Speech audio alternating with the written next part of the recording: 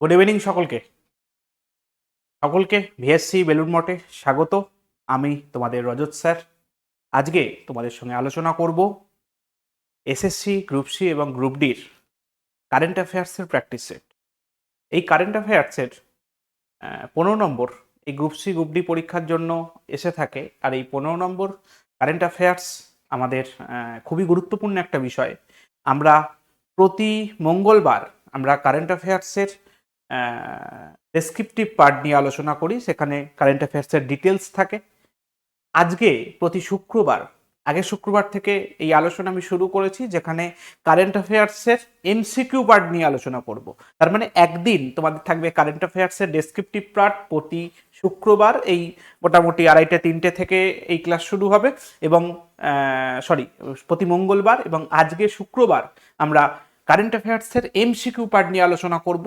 এখানে তোমরা নিজেরাও বুঝতে পারবে যে তোমাদের প্রস্তুতি কতটা তোমাদের খামতি আছে, এবং আমাদের পরীক্ষায় আসার মতো কারেন্ট অ্যাফেয়ার্স যেগুলো একদম হুবহু যাতে করে কমন পাও, সেই তার ওপর ভিত্তি করেই কিন্তু আজকে আমরা এই কারেন্ট অ্যাফেয়ার্সের সেশনটা শুরু করব।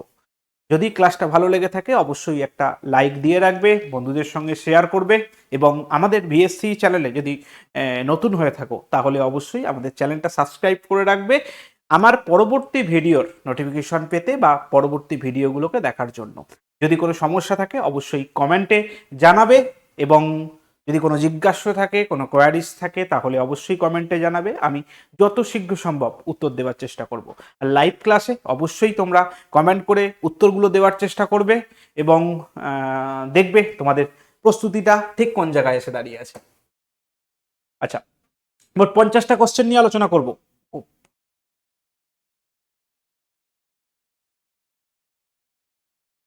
কালোতে লাইটটা সব খেয়ে নিয়েছে, লাইটটা অফ করার চেষ্টা করি।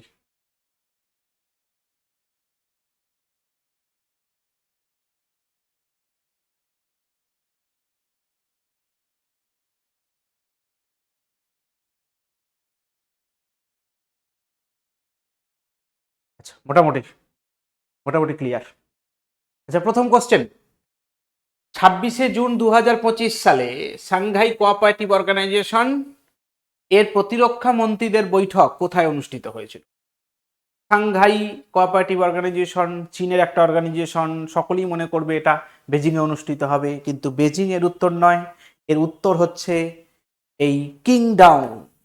কিংডাউন হচ্ছে চীনেরই একটা শহর, সেখানে এই প্রতিরক্ষা মন্ত্রীদের সভা অনুষ্ঠিত হয়েছিল।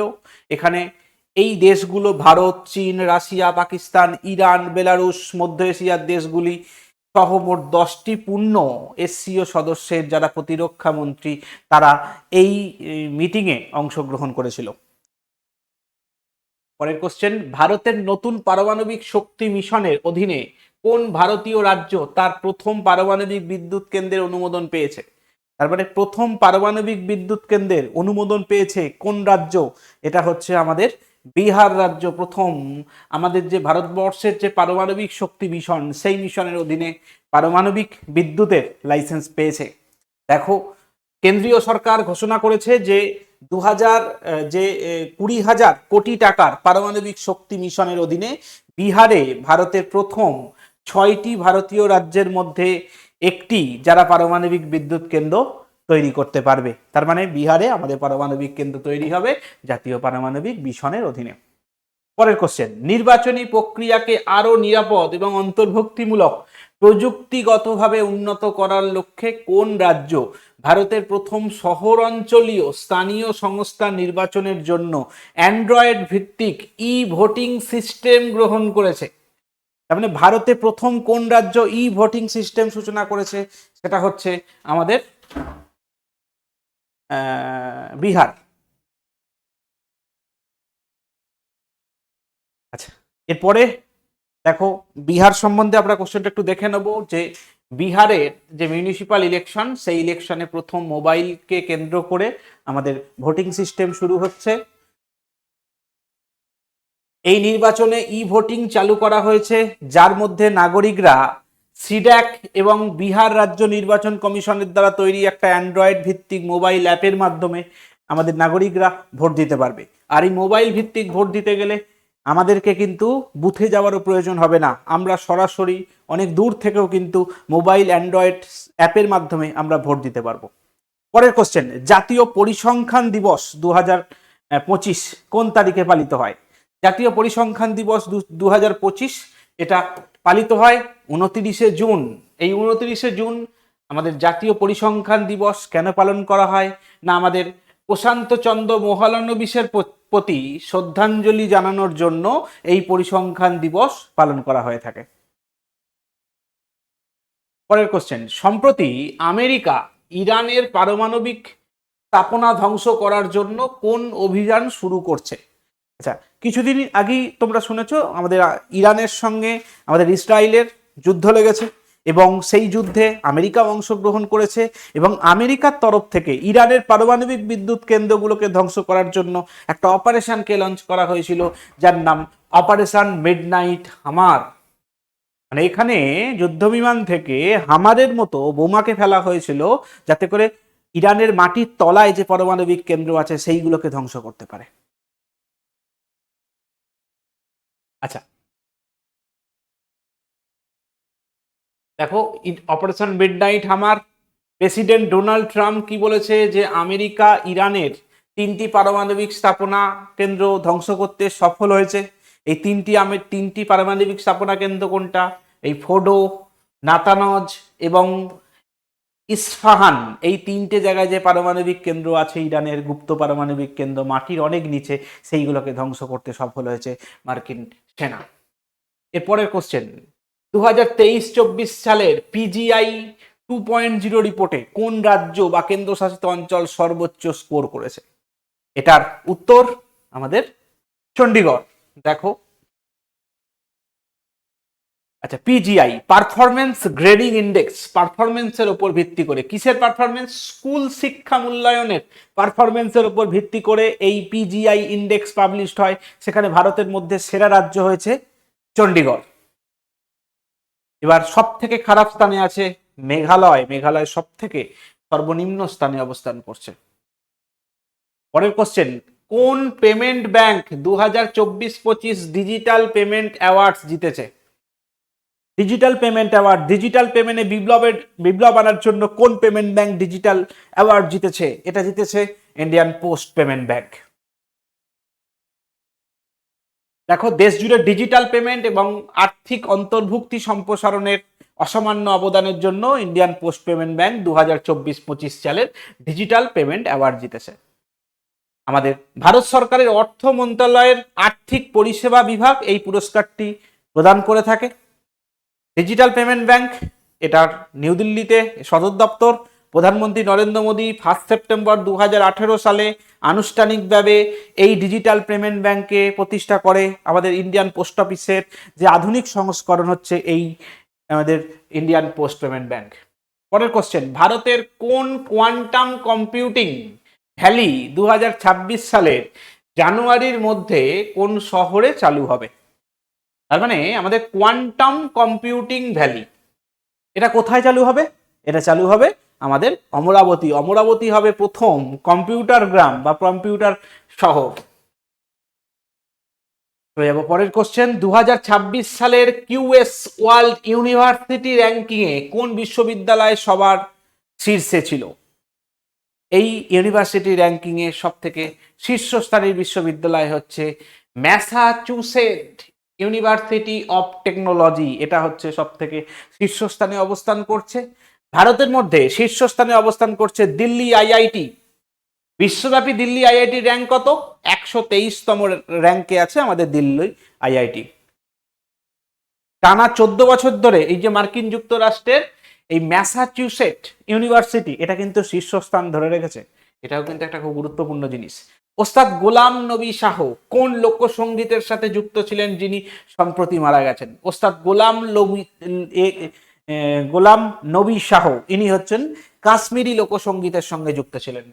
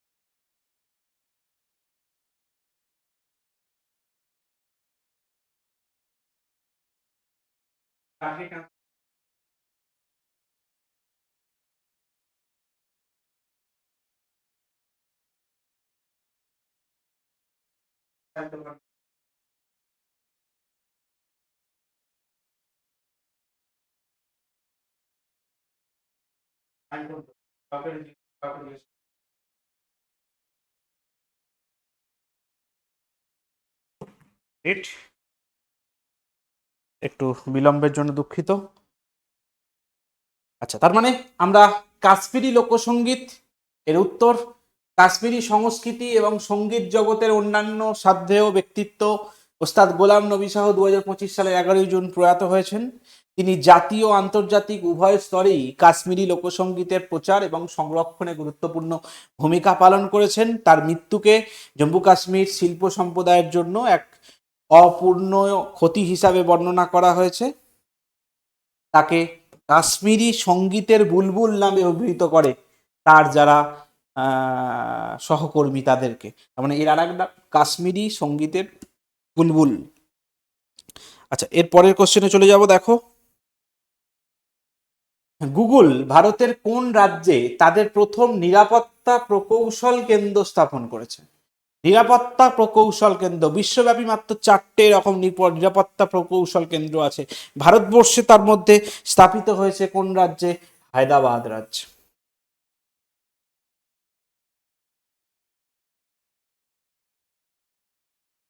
পরের কোশ্চেন দেখো, 2025 সালের বিশ্ব প্যারা অ্যাথলেটিক্স চ্যাম্পিয়নশিপের ব্র্যান্ড অ্যাম্বাসাডার হিসাবে কাকে নিযুক্ত করা হয়েছে? প্যারা অ্যাথলেটিক চ্যাম্পিয়নশিপ এটা আমাদের ভারতে অনুষ্ঠিত হবে এবং তার ব্র্যান্ড অ্যাম্বাসাডার হিসাবে কাকে নিযুক্ত করা হয়েছে? নিযুক্ত করা হয়েছে কঙ্গনা রানাওয়াতকে। পরের কোশ্চেন দেখো না, এই কোশ্চেনটাই explanation. Kangana Ranaut brand ambassador হয়েছেন। আচ্ছা, নয়াদিল্লিতে 2025 সালের এই প্যারা অ্যাথলেটিক্স চ্যাম্পিয়নশিপ অনুষ্ঠিত হবে। আমাদের 27শে সেপ্টেম্বর থেকে 5ই অক্টোবরের মধ্যে এই চ্যাম্পিয়নশিপ অনুষ্ঠিত হবে। এই গেমসের ম্যাসকটের নাম বিরাজ। খুব গুরুত্বপূর্ণ জিনিস, প্যারা অলিম্পিকের ম্যাসকট হচ্ছে বিরাজ। বিরাজ হচ্ছে একটা পায়ে কৃত্রিম পা লাগানো একটি হাতি, বাচ্চা হাতি, মানে মুখটা হাতির মতো আর মানুষের মতো দেখতে, পাটা হচ্ছে কৃত্রিম পা, একটা কৃত্রিম পা লাগানো আছে। আন্তর্জাতিক অলিম্পিক দিবস 2025 কত তারিখে পালন করা হয়? আন্তর্জাতিক অলিম্পিক দিবস 2025 23শে জুন প্রতি বছর পালিত হয়ে থাকে। খুব গুরুত্বপূর্ণ এই দিবস। আচ্ছা, আমাদের এই আন্তর্জাতিক অলিম্পিক দিবস পালন করা হয়ে থাকে আমাদের যে অলিম্পিক কমিটি যার প্রতিষ্ঠাতা আমাদের বুরন পিয়ারি দা কনবাটিন, যেটা 1994 সালের এই দিনেতে এই আন্তর্জাতিক অলিম্পিক কমিটি প্রতিষ্ঠা হয়েছিল। এই দিনটাকে স্মরণ করে রাখার জন্য আমরা এই দিনটাকে অলিম্পিক দিবস হিসাবে পালন করে থাকি। এই সদর দপ্তর, এর সভাপতি হচ্ছে কাস্ট্রি ক্যাভেন্ট্রি। সদর দপ্তর লুসান, সুইজারল্যান্ডে অবস্থিত। ভারতের কোন রাজ্যে প্রথম রাজ্য হিসাবে আনুষ্ঠানিকভাবে যোগ নীতি ঘোষণা করেছে? ভারতের প্রথম যোগ রাজ্য, এর আগে কারেন্ট অ্যাফেয়ার্সের কোশ্চেন পুরনো দিনের, উত্তরাখণ্ড। যোগ নীতিকে চালু করেছে, সেটা উত্তরাখণ্ড। তার মানে উত্তর উত্তরাখণ্ড প্রথম যোগ নীতি চালু করেছে। যোগ দিবস যাতে বিশ্বব্যাপী সুস্থতায় রাজধানী হয়ে ওঠে ভারতবর্ষ, সেই জন্য এই যোগ নীতি চালু করা হয়েছে। দেশের প্রথম যোগ নীতি উত্তরাখণ্ডে চালু করা হয়েছে। আমাদের মুখ্যমন্ত্রী, উত্তরাখণ্ডের মুখ্যমন্ত্রী পুষ্কর সিং ধামি এই যোগ ব্যায়ামে অংশগ্রহণ করার জন্য দেশব্যাপীকে আহ্বান জানিয়েছে। এবারে যে আন্তর্জাতিক যোগ দিবস 21শে জুন যে আন্তর্জাতিক যোগ দিবস পালিত হয়, এটা কোথায় পালিত হয়েছে? এবছর পালিত হয়েছে বিশাখাপত্তনমে। এবছর যোগ দিবসের 11তম বর্ষ হিসাবে পালিত হয়েছে বিশাখাপত্তনমে। এবং এই আন্তর্জাতিক যোগ দিবসের থিম কি? এক পৃথিবী এক স্বাস্থ্যের জন্য যোগ ব্যায়াম, যেটা নরেন্দ্র মোদী ঘোষণা করেছিল। জাতিসংঘের জনসেবা দিবস 2025 কত সালে পালন করা হয়? জাতিসংঘের জনসেবা দিবস 2025 23শে জুন প্রতি বছর পালন করা হয়ে থাকে। আমাদের অলিম্পিক দিবসের মতোই একই জিনিস। আচ্ছা, 2025 সালের প্রতিপাদ্য কি? 5 বছর থেকে 2030 একটি টেকসই ভবিষ্যতের জন্য জনসেবাকে সরবরাহ করা, এই থিমের উপর ভিত্তি করেই এবছর এই দিবসটি পালন করা হয়েছে। পরের কোশ্চেন, বিশ্ব শরণার্থী দিবস রিফিউজি ডে এটা কবে পালিত হয়ে থাকে? বিশ্ব শরণার্থী দিবস এটা পালিত হয়ে থাকে আমাদের 20 জুন বিশ্ব শরণার্থী দিবস পালন করা হয়ে থাকে। পরের কোশ্চেন, পিএফআরডি এর নতুন chairman provident fund regulatory authority of India, provident fund regulatory authority of ইন্ডিয়ার নতুন চেয়ারপারসন হিসাবে কে নিযুক্ত হয়েছেন সুব্রহ্মণ্যম রমন। ইনি আমাদের পেনশন ফান্ড রেগুলেটরি অথরিটির চেয়ারম্যান হিসাবে নিযুক্ত হয়েছেন। আমাদের যত পেনশন ফান্ড আছে তাদেরকে কন্ট্রোল করার দায়িত্ব এই সংস্থা পিএফআরডি এর সদর দপ্তর নয়াদিল্লিতে অবস্থিত। কোন ভারতীয় কিংবদন্তিকে সোশ্যাল মিডিয়া প্ল্যাটফর্ম রেডিটের এর ব্র্যান্ড অ্যাম্বাসাডর হিসেবে নিযুক্ত হয়েছে? রেডিটের একটা সোশ্যাল মিডিয়া প্ল্যাটফর্ম, আমি কোনোদিন নাম শুনিনি, যদিও এর সঙ্গে জড়িত নয় আমি। যাই হোক, তোমরা যদি শুনে থাকো ভালো। রেডিট বলে একটা আমাদের সোশ্যাল মিডিয়া প্ল্যাটফর্ম আছে, আমাদের ফেসবুক হোয়াটসঅ্যাপের মতো কিছু একটা হবে হয়তো। যাই হোক, এর ব্র্যান্ড অ্যাম্বাসাডর কাকে করা হয়েছে? না, সচিন টেন্ডুলকারকে করা হয়েছে। প্রচুর গুরুত্বপূর্ণ একটা question. Sachin Tendulkar social media platform রেডিটের ব্র্যান্ড অ্যাম্বাসাডর হিসেবে নিযুক্ত হয়েছেন। পরের কোশ্চেন, বেসরকারি নিয়োগ কর্মকর্তাদের সাথে প্রার্থীদের সংযোগ স্থাপনের জন্য কোন সংস্থা প্রতিভা সেতু চালু করেছে? আচ্ছা, প্রতিভা সেতু এটা কোন সংস্থা চালু করেছে? এটা ইউপিএসসি চালু করেছে।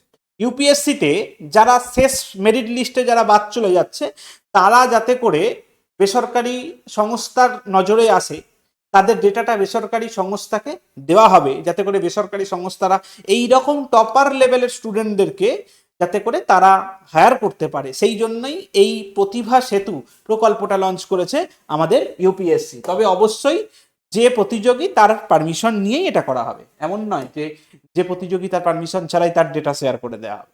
এরপরে দেখো, 2025 সালের এশিয়ান প্যারা ব্যাডমিন্টন চ্যাম্পিয়নশিপ কোন দেশে অনুষ্ঠিত হয়েছিল, যেখানে ভারত 27টি পদক জিতেছে? মানে যে প্যারা ব্যাডমিন্টন চ্যাম্পিয়নশিপ এটা কোথায় অনুষ্ঠিত হয়েছে? এটা থাইল্যান্ডে অনুষ্ঠিত হয়েছে 2025 সালের। এখানে ভারত 27টি পদক জিতেছে।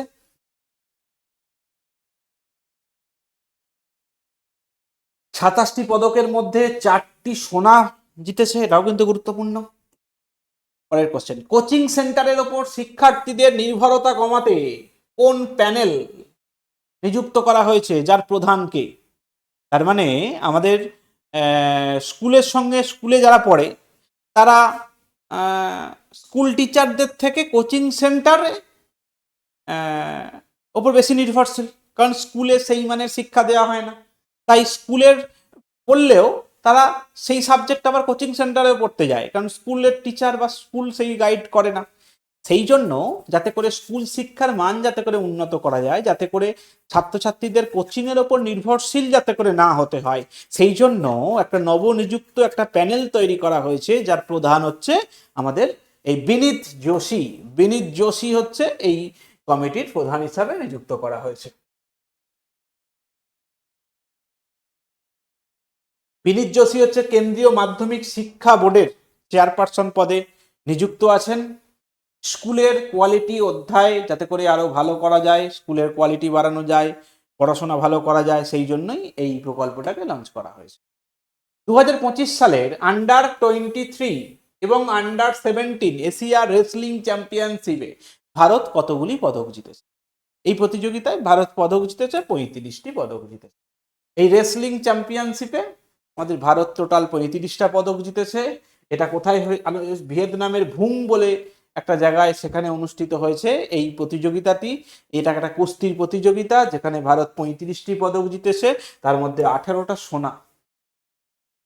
সংবিধান হত্যা দিবস মানে আমাদের সংবিধানকে হত্যা করা হয়েছিল। অনেকে মনে করেন আমাদের নরেন্দ্র মোদী আমাদের ভারতের যে ইন্দিরা গান্ধীর সময় যে আমাদের এমার্জেন্সি জারি করা হয়েছিল, সেই এমার্জেন্সির দিনটাকে স্মরণ করে আমাদের 25শে জুন আমরা প্রতি বছর আমরা সংবিধান হত্যা দিবস পালন করি। গোটা ভারতবর্ষ জুড়ে এমার্জেন্সি জারি হয়েছিল এই 25শে জুন। মানে সংবিধানকে হত্যা করে এখানে প্রধানমন্ত্রী, তিনি তৎকালীন প্রধানমন্ত্রী ইন্দিরা গান্ধী তার নিজের পাওয়ার দেখিয়েছিলেন, সেই জন্য সেটাকে একটা মানে সংবিধান হত্যা দিবস হিসাবে ঘোষণা করা হয়। পরের কোশ্চেন, মিজোরাম এবং গোয়ার পর কোন রাজ্য তৃতীয় পূর্ণাঙ্গ শিক্ষিত রাজ্য হিসাবে পরিগণিত হয়েছে? মানে বর্তমানে আমাদের ভারতের তৃতীয় পূর্ণাঙ্গ শিক্ষিত রাজ্য কি না হচ্ছে ত্রিপুরা। মিজোরাম গোয়ার পরে উত্তর পূর্বাঞ্চলীয় রাজ্য হিসাবে ত্রিপুরা ভারতের তৃতীয় পূর্ণাঙ্গ রাজ্য হিসাবে পরিগণিত হয়েছে। ত্রিপুরার মুখ্যমন্ত্রীর নাম ডক্টর মানিক সাহা। এই রাজ্যের রাজধানী আগরতলাতে এই অনুষ্ঠানে এই ঘোষণাটা করেছে। আচ্ছা, আমাদের এই তিনটে রাজ্য ছাড়াও একটা কেন্দ্রশাসিত অঞ্চল এই তালিকায় যুক্ত আছে, সেটা হচ্ছে লাদাখ। তাহলে লাদাখও কিন্তু আমাদের পূর্ণাঙ্গ শিক্ষিত রাজ্য, যদি ওটা কেন্দ্রশাসিত অঞ্চল। মানে অল ওভার রাজ্য এবং কেন্দ্রশাসিত অঞ্চলের মধ্যে থেকে যদি বলো, তাহলে ত্রিপুরা এখন বর্তমানে 4 নম্বর স্থানে আছে, আর রাজ্যের মধ্যে 3 নম্বর স্থানে আছে। পরের কোশ্চেন, 2029 সালের টাইটানস মহাকাশ অভিযান, টাইটান মহাকাশ অভিযানে আমাদের জাহ্নবী ডাঙ্গেটি একটা গুরুত্বপূর্ণ মাইলফলক অর্জন করবে। যদি কিসের প্ল্যাটফর্ম অবলম্বন করবে? আমাদের কিছুদিন আগে শুনেছ জাহ্নবী, ইনি মহাকাশে যাবেন। ইনি কোন মিশনের সঙ্গে যুক্ত হতে চলেছেন? ইনি হচ্ছেন টাইটানস মহাকাশ অভিযানের প্রথম ভারতীয় মহাকাশচারী হিসাবে আমাদের জাহ্নবী ডাঙ্গেটি, এনাকে নিযুক্ত করা হয়েছে। এই অভিযানটা 2029 সালে হবে। ভারতের মহাকাশ ইতিহাসে এখনো পর্যন্ত খোদাই করা একটি নাম আমাদের জাহ্নবী ডাঙ্গেটি, অন্ধ্রপ্রদেশের বাসিন্দা, যিনি নাসার আন্তর্জাতিক বিমান এবং মহাকাশ কর্মসূচির অংশগ্রহণ করতে চলেছে।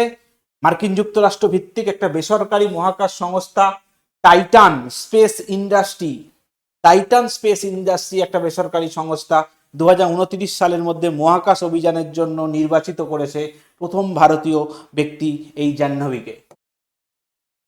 ভারতীয় নভশ্চারী গ্রুপ ক্যাপ্টেন শুভাংশু শুক্লা এবং 3জন আন্তর্জাতিক ক্রুকে নিয়ে এক্সিম-4 মিশনের মাধ্যমে আমাদের মহাকাশে আন্তর্জাতিক স্পেস স্টেশনে গেছে আমাদের শুভাংশু শুক্লা। আচ্ছা, এটা কোথা থেকে এই মহাকাশযানটা ছাড়া হয়েছিল? মাথায় রাখবে, ইসরো এবং স্পেসএক্স যে মহাকাশযান ছাড়ে সব একটাই জায়গা থেকে ছাড়ে, সেটা হচ্ছে কেনেডি স্পেস সেন্টার, নাসার কেনেডি স্পেস সেন্টার। এখান থেকে ইসরো এবং আমাদের নাসা এবং আমাদের স্পেসএক্স এরা সবাই এই জায়গা থেকে ছাড়ে। ভারতের ক্ষেত্রে কোথা থেকে ছাড়ে? সতীশ ধাওয়ান স্পেস সেন্টার, সেখান থেকে ভারতের যত মহাকাশযান আর্যভট্ট সব কিন্তু এখান থেকে ছাড়া হয়েছে। নাসার কেনেডি স্পেস সেন্টার ফ্লোরিডাতে অবস্থিত। শুভাংশু শুক্লার সঙ্গে আরো 3জন যাত্রী মহাকাশে গেছেন। এরা সবাই এক্সিম-4 এই মিশনের অন্তর্গত। আমেরিকার Kennedy space centre complex number 29-এর এ থেকে এই যাত্রাটা করেছে। প্রায় 28 ঘন্টা সময় লাগবে এই যাত্রাটা কমপ্লিট করতে। পৃথিবী থেকে 400 কিলোমিটার দূরে এই মহাকাশ স্টেশনে যেতে 28 ঘন্টা সময় লাগবে। টেকসই উন্নয়ন লক্ষ্যমাত্রা সূচক 2025-এ ভারতের র্যাঙ্ক কত? টেকসই উন্নয়ন লক্ষ্যমাত্রা, সাস্টেনেবল ডেভেলপমেন্ট গোল, ভারতের র্যাঙ্ক 99। জাতিসংঘের টেকসই উন্নয়ন গোলের 10ম প্রতিবেদন অনুসারে ভারত 100-র মধ্যে প্রথমবারের মতো প্রবেশ করেছে। ভারত এতদিন কোনোদিন 100-র মধ্যে প্রবেশ করেনি। 167 দেশের মধ্যে 99তম হয়েছে আমাদের ভারত। প্রথম স্থানে কে আছে? ফিনল্যান্ড। চেক প্রজাতন্ত্রে আনুষ্ঠানিক অস্ট্রাভা গোল্ডেন স্পাইক 2025 প্রতিযোগিতায় জ্যাভলিন থ্রো খেতাব জিতেছে কে? জ্যাভলিন থ্রো মানে নীরাজ চোপড়া। আমাদের টোকিও অলিম্পিকের স্বর্ণপদক জয়ী আমাদের নীরাজ চোপড়া, তিনি এই অস্ট্রাভা গোল্ডেন স্পাইক এই প্রতিযোগিতাতেও তিনি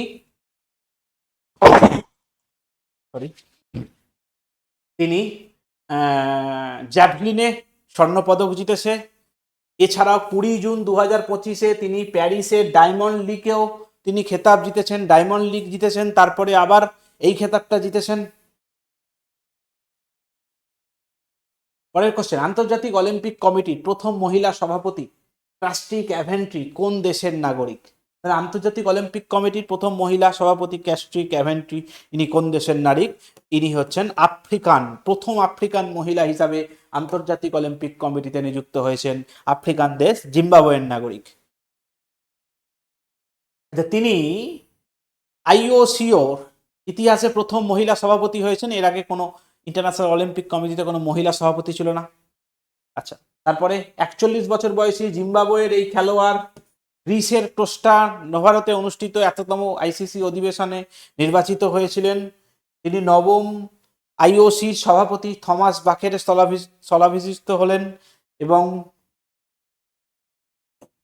পরের কোশ্চেন, অম্বুবাচী উৎসব কিছুদিন আগেই পালিত হয়েছে কোন রাজ্যে?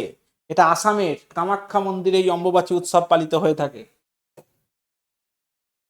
উত্তর পূর্ব ভারতের অন্যান্য বৃহৎ ধর্মীয় অনুষ্ঠান কামাখ্যা মন্দিরে এই অম্বুবাচী মেলা, এখানে ভক্তদের সমাগম হয়।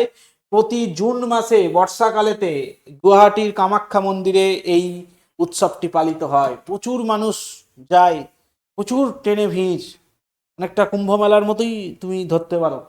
আচ্ছা, কনভেক্স 3 নামক আন্তর্জাতিক সম্মেলন কোন দেশে অনুষ্ঠিত হয়েছে? কনভেক্স 3 নামক আন্তর্জাতিক সম্মেলন কোন দেশে অনুষ্ঠিত হয়েছে? এটা রোমানিয়াতে অনুষ্ঠিত হয়েছে। এটা আন্তর্জাতিক পারমাণবিক জরুরি মহড়া কনভেক্স 3। এটা একটা পারমাণবিক মহড়া, পারমাণবিক অনুশীলন। এটা 36 ঘন্টার মহড়া, যেটা রোমানিয়ার সঙ্গে আমাদের আন্তর্জাতিক পারমাণবিক কমিটি এই মহড়াটা অংশগ্রহণ করেছিল। 2025 সালের বৈশ্বিক শান্তি সূচক ভারতের র্যাঙ্ক কত? বৈশ্বিক শান্তিতে ভারতের র্যাঙ্ক হচ্ছে 115তম। Institute of economics and peace এই সংস্থা এই গ্লোবাল পিস ইন্ডেক্স পাবলিশ করে থাকে। এখানে বিশ্বব্যাপী শান্তির হার 0.37% হ্রাস পেয়েছে, বিশ্বব্যাপী শান্তি কমে গেছে। দ্বিতীয় বিশ্বযুদ্ধের পর থেকে এটা সব থেকে খারাপ পারফরমেন্স এবছরে হয়েছে।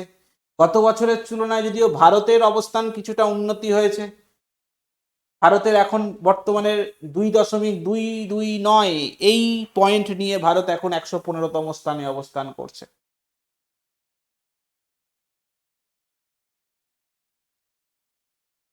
কোন ভারতীয় টেলিকম কোম্পানি সম্প্রতি হায়দ্রাবাদে কোয়ান্টাম 5G FWA নামে দেশের প্রথম seamless fixed wireless access 5G পরিষেবা লঞ্চ করতে চলেছে?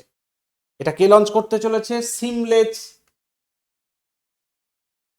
বিএসএনএল। তার মানে বিএসএনএল আস্তে আস্তে ডেভেলপ করার চেষ্টা করছে। বিএসএনএল 18 জুন হায়দ্রাবাদে তাদের quantum 5G fixed wireless access solution চালু করেছে। এটা চালু করেছে সিএমডি রবার্ট জে রবি। এই পরিষেবাটি সিম কার্ড ছাড়াই 5Gর মাধ্যমে অতি দ্রুত ইন্টারনেট পরিষেবা পৌঁছে দেবে। সম্প্রতি প্রকাশিত গ্লোবাল লাইভেবিলিটি ইন্ডেক্স অনুসারে বসবাসের জন্য সব থেকে বিশ্বের সেরা শহর কোনটা? মানে কোন শহর বসবাসের জন্য সব থেকে উপযুক্ত? এতদিন পর্যন্ত ভিয়েনা ছিল, এখন আর ভিয়েনা, এবারে টপকে গেছে, এবারে হচ্ছে কোপেনহেগেন। কোপেনহেগেন বর্তমানে বসবাসের জন্য সব থেকে ভালো শহর হয়েছে।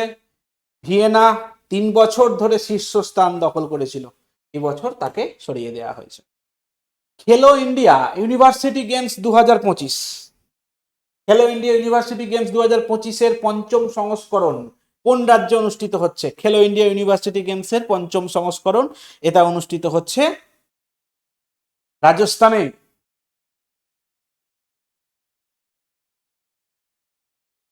জয়পুরের পূর্ণিমা বিশ্ববিদ্যালয় এবং রাজস্থানের বিশ্ববিদ্যালয় যৌথভাবে এই প্রতিযোগিতাটি আয়োজন করছে। সম্প্রতি ইন্ডিয়ান ফার্মার্স ফার্টিলাইজার কোঅপারেটিভ কোন দেশে তাদের প্রথম বিদেশি ন্যানো সার উৎপাদন কারখানা স্থাপন করবে? মানে ইফকো বলে একটা সংস্থা আছে, তারা প্রথম কোন দেশে ন্যানো সার কারখানা তৈরি করছে ভারতের বাইরে, সেটা হচ্ছে ব্রাজিলে। ব্রাজিলিয়ান কোম্পানি এনও এফইআরটি এর সাথে অংশীদারিত্ব করে ব্রাজিলেতে এই ন্যানো সার কারখানা, এই ন্যানো সার কারখানা কি জিনিস, এটা হচ্ছে নর্মালি যখন আমরা কোনো জমিতে সার দিই, দেখবে অনেক এত বড় বড় বস্তা হয়, অনেক বেশি সার নিয়ে যেতে হয়, সেই একটা বস্তার গুণমান সেটা 1 লিটারের ফাইলের মধ্যে যুক্ত করে দিয়েছে যে টেকনোলজি, তার নাম হচ্ছে ন্যানো ফার্টিলাইজার। সেটা খুব অল্পেতেই লিকুইড ফরম্যাটে হয়, সেই লিকুইড অল্পেতেই জলে মিশিয়ে যদি ছড়িয়ে দেওয়া হয়, সেই 1 বস্তা সারের মতো কাজ করবে। সেই টেকনোলজি ইফকো আমাদের ব্রাজিলে তৈরি করতে চলেছে নতুন প্ল্যান্ট। ডিজিটাল পেমেন্ট ইন্টেলিজেন্স প্ল্যাটফর্মের কোন প্রতিষ্ঠানের একটি উদ্যোগ, মানে ডিজিটাল পেমেন্ট ইন্টেলিজেন্স প্ল্যাটফর্ম এটা কোন প্রতিষ্ঠানের একটি উদ্যোগ, এটা হচ্ছে ভারতীয় রিজার্ভ ব্যাংক এই ডিজিটাল পেমেন্টের বিষয়টি নিয়ে আলোকপাত করেছেন। ডিজিটাল পেমেন্ট ইন্টেলিজেন্সি প্ল্যাটফর্মকে ডিজিটাল পাবলিক ইনফ্রাস্ট্রাকচার হিসাবে গড়ে তোলার জন্য প্রধান সরকারি এবং বেসরকারি ব্যাংকগুলিকে সম্পৃক্ত করেছে এই সংস্থা। ডিজিটাল পেমেন্ট ইন্টেলিজেন্স প্ল্যাটফর্ম হলো ভারতীয় রিজার্ভ ব্যাংকের একটি উদ্যোগ। এর লক্ষ্য কি? প্রতারণামূলক ডিজিটাল লেনদেনকে বন্ধ করার জন্য, রিয়েল টাইম শেয়ারিং এবং গোয়েন্দা তথ্য সংগ্রহের জন্য এই সিস্টেমটাকে লঞ্চ করেছে আমাদের রিজার্ভ ব্যাংক অফ ইন্ডিয়া। সম্প্রতি 2025 সালে 76তম ন্যাটো শীর্ষ সম্মেলন কোন দেশে অনুষ্ঠিত হয়েছে? কিছুদিন আগেই এই ন্যাটোর শীর্ষ সম্মেলন অনুষ্ঠিত হয়েছে। এটা কোথায় অনুষ্ঠিত হয়েছে? নেদারল্যান্ডের হেগ শহরে এই শীর্ষ সম্মেলনটা অনুষ্ঠিত হয়েছে। 2025 সালের ন্যাটোর শীর্ষ সম্মেলন একটি ঐতিহাসিক অনুষ্ঠান, যা প্রথমবারের মতো নেদারল্যান্ডের 24 থেকে 25 জুন নেদারল্যান্ডের হেগ শহরে অনুষ্ঠিত হয়েছে। তুরস্ক 2026 সালের ন্যাটো শীর্ষ সম্মেলন আয়োজন করবে। ভেরি ভেরি ইম্পর্টেন্ট একটা কোশ্চেন। ন্যাটো মানে নর্থ আটলান্টিক ট্রিটি অর্গানাইজেশন, যার ফুল ফর্ম আটলান্টিক মহাসাগরের দুদিকে যে দেশগুলো আছে সেই দেশগুলোকে নিয়ে এই ন্যাটো প্রতিষ্ঠা হয়ে থাকে। এটা কত সালে প্রতিষ্ঠা হয়েছে? প্রচুর পরীক্ষা এসেছে। 1949 সালে। এর বর্তমানে মহাসচিব মার্ক রুট। ন্যাটোর সদর দপ্তর বেলজিয়ামের ব্রুসেলস শহর। বর্তমানে ন্যাটোর সদস্য সংখ্যা 32টা, শেষ সদস্য ফিনল্যান্ড। আন্তর্জাতিক আলু কেন্দ্র এর দক্ষিণ এশীয় আঞ্চলিক কেন্দ্র কোথায় প্রতিষ্ঠিত হয়েছে? আলুকে আরো ভালোভাবে উৎপাদন করার জন্য আমাদের আগ্রাতে একটি সেন্টার তৈরি করা হয়েছে। আমাদের পটাটো রিসার্চ সেন্টার সিমলাতে অবস্থিত। সেই পটাটো রিসার্চ সেন্টারই সহকারী হিসাবে আগ্রাতে আলুকে কেন্দ্র করে আলু ডেভেলপমেন্টের জন্য একটা প্রতিষ্ঠানকে তৈরি করা হয়েছে। এখানে আলু এবং মিষ্টি আলুর উৎপাদনশীলতা, ফসল পরিবর্তী ব্যবস্থাপনা এবং মূল্য সংযোজনের মাধ্যমে কৃষকদের আয় এবং কর্মসংস্থান বৃদ্ধি করা হবে এই প্রকল্পের অধীনে। পরের কোশ্চেন, 2025 সালের ভারতের প্রথম প্রজাপতি অভয়ারণ্য কোথায় আনুষ্ঠানিকভাবে প্রতিষ্ঠিত হয়েছে? প্রজাপতিদের নিয়ে প্রথম অভয়ারণ্য ভারতে চালু হয়েছে।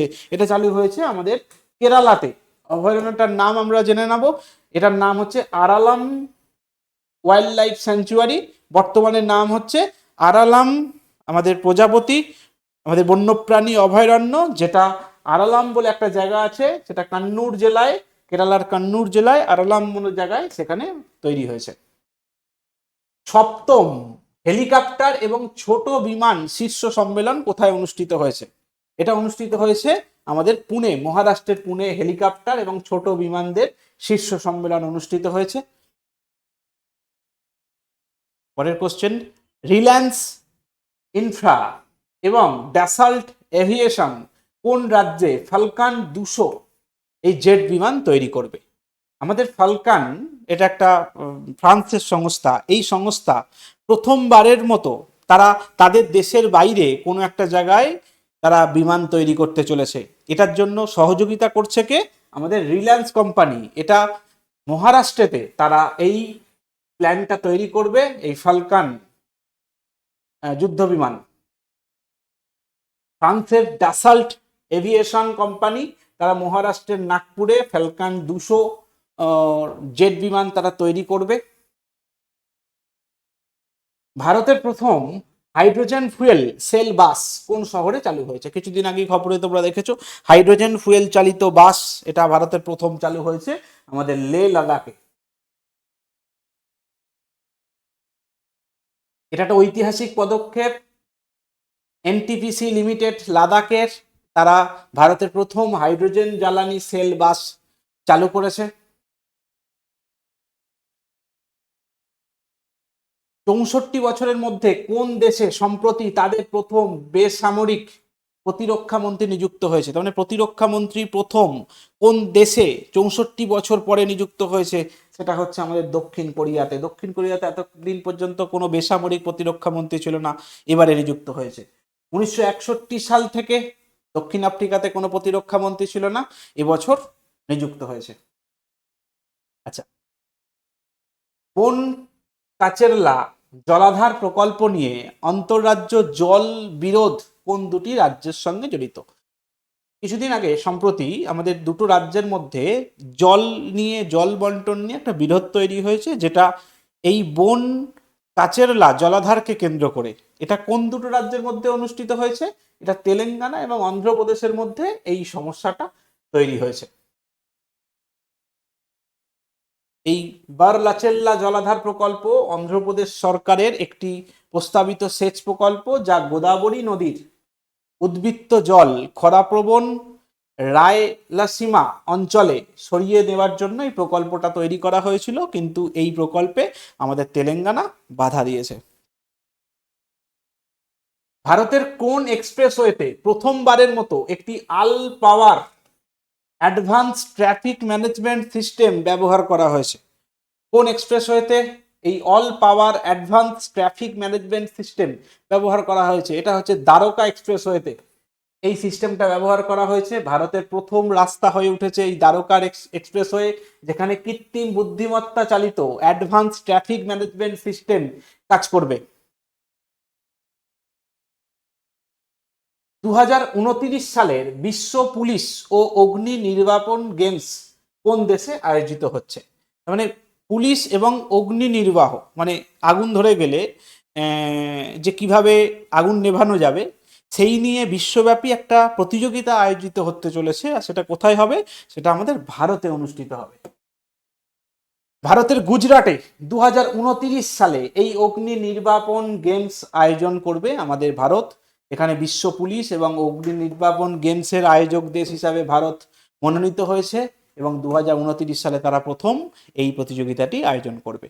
মাইক্রো, স্মল অ্যান্ড মিডিয়াম সাইজের এন্টারপ্রাইজ ডে এটা কবে পালিত হয়? MSME, medium small, micro medium small and enterprise, এটা কোন দিন পালিত হয়ে থাকে? এটা পালিত হয়ে থাকে প্রতি বছর 27 জুন। আমাদের ক্ষুদ্র এবং মাঝারি শিল্পের উন্নতির জন্য এই দিবসটি পালিত হয়ে থাকে। জাতিসংঘ 2017 সাল থেকে এই দিবসটি পালন করার কথা ঘোষণা করেছে। 2025 সালে এই দিবসের থিম কি? টেকসই প্রবৃদ্ধি এবং উদ্ভাবনের চালিকা শক্তি হিসাবে এমএসএমইর ভূমিকা বৃদ্ধি করা, এটাই এবারের theme. Asian infrastructure investment bank এর নতুন সভাপতি হিসাবে কাকে নিযুক্ত করা হয়েছে? এটা নিযুক্ত করা হয়েছে আমাদের ব্রো জিআই। এই ব্রো জিআই এনাকে নিযুক্ত করা হয়েছে Asian infrastructure investment bank, Asian development ব্যাংকেরই একটা সহকারী সংস্থা, একে নিযুক্ত করা হয়েছে এই পদে। আচ্ছা, চীনের প্রাক্তন উপ অর্থমন্ত্রী জো জিআইকে তার পরবর্তী সভাপতি হিসাবে ঘোষণা করা হয়েছে। 10ম বার্ষিক গভর্নরদের সভায় এই সিদ্ধান্ত নেওয়া হয়েছে। তিনি 2026-এর 16ই জানুয়ারি থেকে তিনি দায়িত্ব গ্রহণ করবেন। আজকের মতো আমাদের কারেন্ট অ্যাফেয়ার্সের প্র্যাকটিস সেট এখানে শেষ করলাম। মোট 50টা কোশ্চেন নিয়ে তোমাদের সঙ্গে আলোচনা করেছি। এই কোশ্চেনগুলোকে ভালোভাবে ফলো করবে। আশা করি পরীক্ষাতে এই জায়গা থেকে তোমরা বেশ কিছু কোশ্চেন কমন পাবে। আজকের মতো এখানে শেষ করলাম। আবারও এমসিকিউ ক্লাস নিয়ে আসবো নেক্সট শুক্রবার। তার মাঝখানে মঙ্গলবার থাকবে কারেন্ট অ্যাফেয়ার্সের ডিটেলস ক্লাস। আজকের মতো এখানে ক্লাস শেষ করলাম। যদি ক্লাসটা ভালো লেগে থাকে অবশ্যই একটা লাইক দিয়ে রাখবে, বন্ধুদের সঙ্গে শেয়ার করবে। ভিএসসি প্ল্যাটফর্মে নতুন হলে আমাদের ভিএসসি বেলুন মঠ ইউটিউব চ্যানেলকে একটা সাবস্ক্রাইব করে রাখবে। ওকে, থ্যাংক ইউ, সকলে ভালো থেকো।